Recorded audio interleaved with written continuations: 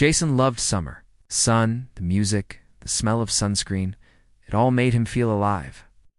Unfortunately, he didn't get invited to many pool parties. His friends were either out of town or busy, and the thought of sitting alone in his apartment on a Saturday afternoon felt unbearable. So, when he spotted balloons tied to a mailbox and heard the faint sound of splashing and laughter from down the street, an idea struck him. Pool party.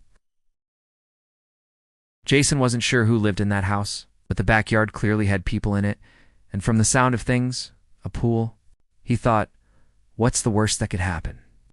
With his flip-flops slapping against the pavement, he strolled confidently toward the commotion. Wearing his swim trunks, sunglasses, and the bravado of someone convinced he belonged anywhere, he slipped through the side gate without hesitation. No one stopped him. In fact, no one seemed to notice at first. Music played from a Bluetooth speaker, a lively playlist of upbeat songs. The air was filled with the smell of barbecue. Jason grinned, thinking, this is perfect. Free food, free pool, free fun. Then he looked around more carefully. Something was.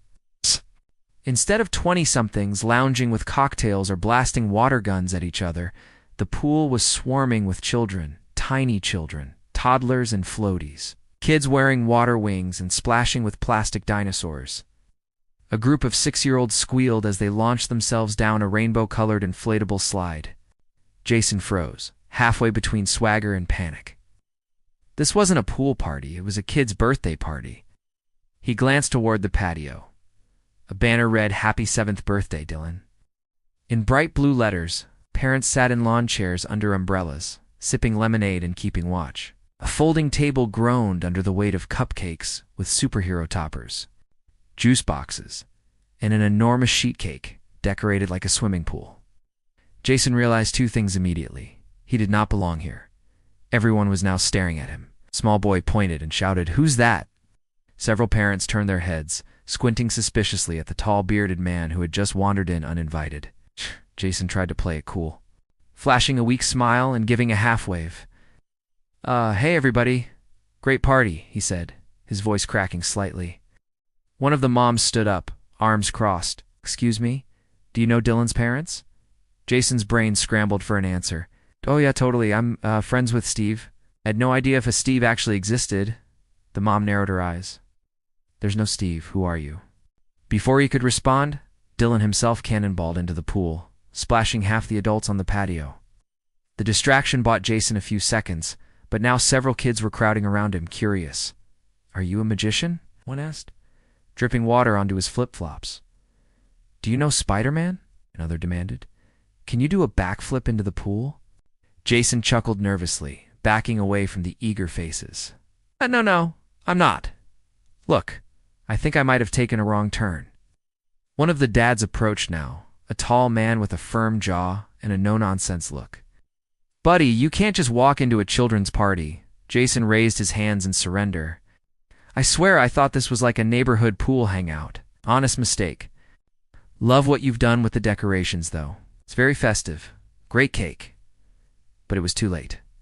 Someone's grandma had already pulled out her phone, ready to dial 911 if things escalated. Parents muttered to each other, clearly protective of their kids. Jason realized his window to escape was closing fast.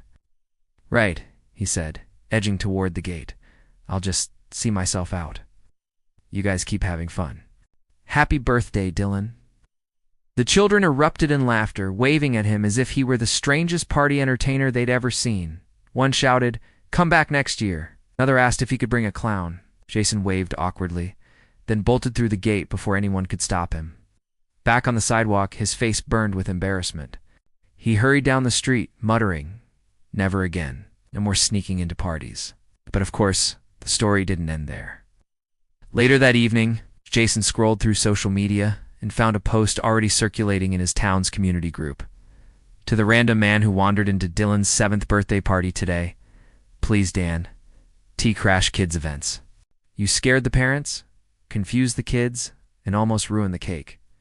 The post had over 100 laughing emojis.